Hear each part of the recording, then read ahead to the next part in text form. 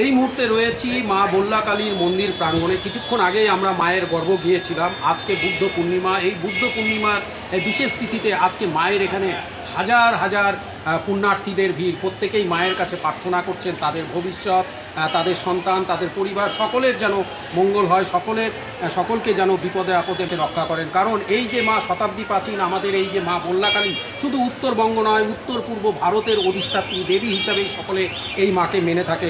সেই মায়ের মন্দিরে আজকেও পুণ্যার্থীদের ঢল নেমেছে। এই মায়ের মন্দিরে একদিকে যেরকম মায়ের সেবায় যারা রয়েছেন, গৌতম চক্রবর্তী, অরূপ চক্রবর্তী, সকলেই কিন্তু মায়ের সেবায় প্রতিনিয়ত নিজেদেরকে নিবেদিত করে রেখেছে। এই বল্লা মায়ের এবারের সবচেয়ে বিশেষত্ব, এবারের যে প্রেক্ষাপট, আজকের যে প্রেক্ষাপট, সেই প্রেক্ষাপট কারণ হচ্ছে এই মুহূর্তে চলছে বাংলার নির্বাচন, অর্থাৎ বিধানসভা নির্বাচন 2026।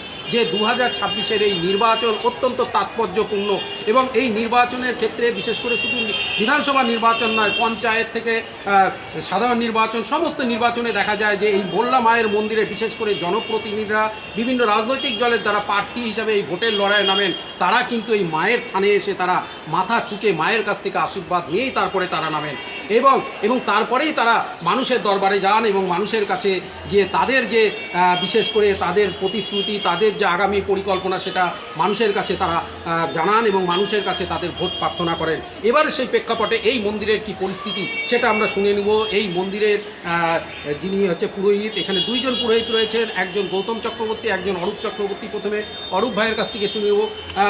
পুরোহিত মশাই, এই যে এবারের যে প্রেক্ষাপট, এই প্রেক্ষাপটে এবার মায়ের মন্দিরে কি অবস্থা ছিল, বিশেষ করে যারা প্রার্থী, সেই প্রার্থীর ঢলটা কীরকম ছিল এবং কোথা থেকে প্রার্থীরা এখানে আসে? সবার প্রথমে হচ্ছে জয় মা আমার মা, সবার মা, জয় জয় মা।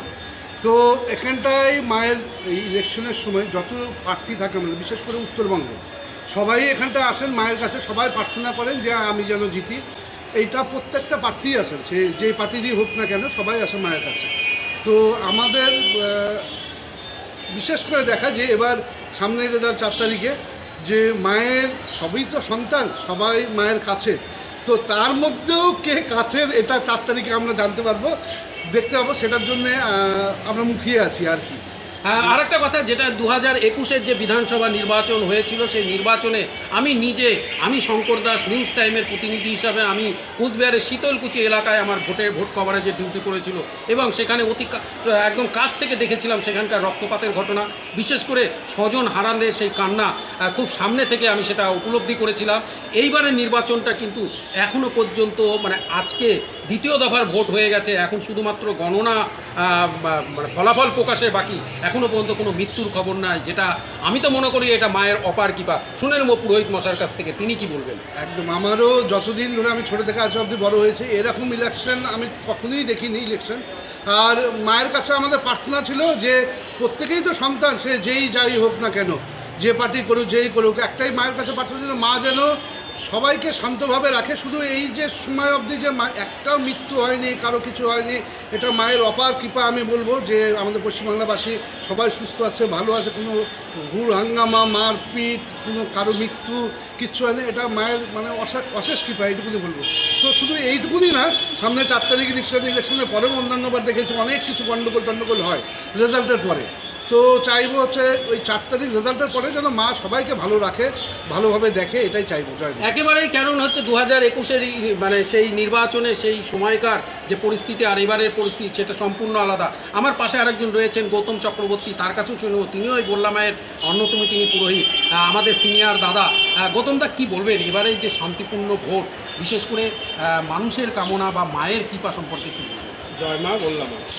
প্রথমেই আমরা যেটা দেখেছি, মার কাছে প্রার্থনা করেছি যে রক্তক্ষয়ী সংগ্রাম যেন না হয়, এবারে রক্তক্ষয়ী নির্বাচন আমাদের যেন দেখতে না হয়। আমরা প্রত্যেকে আনন্দ করব। আমরা আনন্দ করব কী নিয়ে? প্র্যাকটিক্যালি যে রক্ত, সেই রক্ত নিয়ে নয়, আমরা আনন্দ করব আমাদের কাছে উৎসবের মতো আবির নিয়ে আনন্দ করব। এবার জয় পরাজয় তো থাকবেই। আমরা মায়ের কাছে প্রার্থনা করেছি যে এখানে যেন রক্তক্ষয়ী সংগ্রামের মাধ্যম দিয়ে নির্বাচন যেভাবে হয়ে এসছে সেটা যেন না হয়। আমরা প্রত্যেকটা প্রার্থীকে আমরা সেটাই প্রার্থনা করেছি মার কাছে যে এখানে যেন শান্তিভাবে সুন্দরভাবে আমাদের যে পরম্পরা, আমাদের যে পরিবেশ, আমাদের যে পরিস্থিতি, আমাদের যে সকলে মিলেমিশে আমরা একসঙ্গে বসবাস করি, এইটা যেন বজায় থাকে। তো এবারের নির্বাচনে আমরা এটাই দেখেছি, মা সত্যি সত্যি অপার করুণাময়ী, সবার প্রতি মা হচ্ছে দয়া প্রদর্শন করেছেন এবং প্রকৃতপক্ষে মনে হচ্ছে শান্তিপ্রিয় একটা পরিস্থিতি তৈরি হবে। একেবারে এটাই আমরা একদিকে চাই। যেরকম জনগণেশের অপার কৃপা, কারণ জনগণেশ মানে যারা ভোটার, জনগণেশ মানে যারা বিভিন্ন রাজনৈতিক দলের প্রতিনিধিত্ব করে, জনগণেশ মানে আপামোর বাংলাভাষী, আপামোর ভারতবাসী। কারণ এবারের নির্বাচনে কোনো স্ত্রীকে তার স্বামীহারা হতে হয়নি, কোনো মাকে তার সন্তান হারা হতে হয়নি, কোনো শিশুকে তার পিতৃ হারা হতে হয়নি, অর্থাৎ আমরা কেউ স্বজন হারা এবার হইনি। এটা মায়ের অপার কৃপা। শুধু এবারের নির্বাচন নয়, আগামীতে যখনই যে নির্বাচন বা যে কোনো রাজনৈতিক যে কোনো যে সামনাসামনি যে বিষয়টা আসবে, মুখোমুখি যে বিষয়টা আসবে, তাতে যেন শুধু মৃত্যু নয়, কোনো রক্তপাত যেন না ঘটে। অরূপবাবুর কাছে আমি আর একটা বিষয় শুনবো, কারণ এবারের নির্বাচনের ফলাফল নিয়ে যেটা চারিদিকে সকলেই যেটা মেতে রয়েছেন, বিশেষ করে এক্সিট পোল, এবং সেই এক্সিট পোল একদিকে যেরকম বিভিন্ন চ্যানেল, বিভিন্ন সংস্থা তারা তাদের মতন করে ফল প্রকাশ করছেন, এবং পাশাপাশি বিভিন্ন জ্যোতিষী তারাও ভবিষ্যৎ সম্পর্কে তারা জানাচ্ছেন। এই অরূপ চক্রবর্তীর কাছেও আমরা শুনে নেব এবারের এই নির্বাচনের ফলাফল কি হতে চলেছে, বা আপনি কি কামনা করেন, কারণ এই বছরটা সম্পর্কে যদি বলেন। আমি একটাই জিনিস চাইব যে নির্বাচনের ফলাফল যেই জিতুক, মা যেন, আমার মা, সবার মা, মা যেন সেই রকম লোককে সিলেকশন করে যে সব কিছু পরিস্থিতি সামাল দিতে পারে, আমাদের রাজ্যকে শান্তি শৃঙ্খলা বজায় রাখতে পারে, সেটাই যেন মা করে, এটুকুনি বলবো।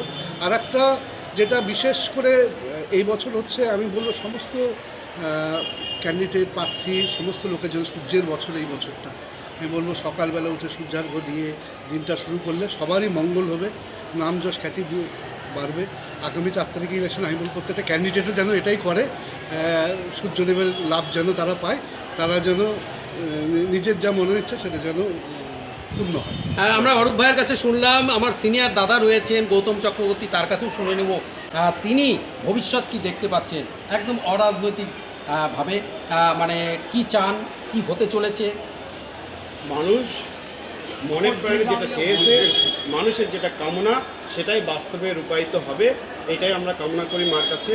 এবং সকলেই সুখে থাক, সকলেই শান্তিতে থাক, আমাদের এলাকায় শান্তি বর্ষিত হোক, আমরা সকলেই যেন মিলেমিশে একসঙ্গে সবার কাঁধে কাঁধ রেখে আমরা প্রত্যেকটা অনুষ্ঠানে ঝাঁপিয়ে পড়তে পারি, এটাই আমি কামনা করি। আর প্রতি বছর বিশেষ করে অঘ্রাণ মাসে বা রাস পূর্ণিমার পরের শুক্রবার এই বল্লা মায়ের বিশেষ পূজা আয়োজিত হয়, যেখানে লক্ষাধিক পুণ্যার্থীর সমাগম ঘটে। এবারেও আগামীর সেই বল্লা পূজায় যেন আমরা সকলে মিলে একসাথে হাত ধরাধরি করে এই মায়ের এই থান, এই মায়ের এই প্রাঙ্গণে যেন সকলে উপস্থিত হতে পারি, সেটাই কামনা। বালুরঘাট বল্লা মায়ের মন্দির থেকে আমি শঙ্কর দাস। জয় মা, জয় জয় মা, জয় জয় মা, আমার মা, সবার মা। সবাই ভালো থাকবেন।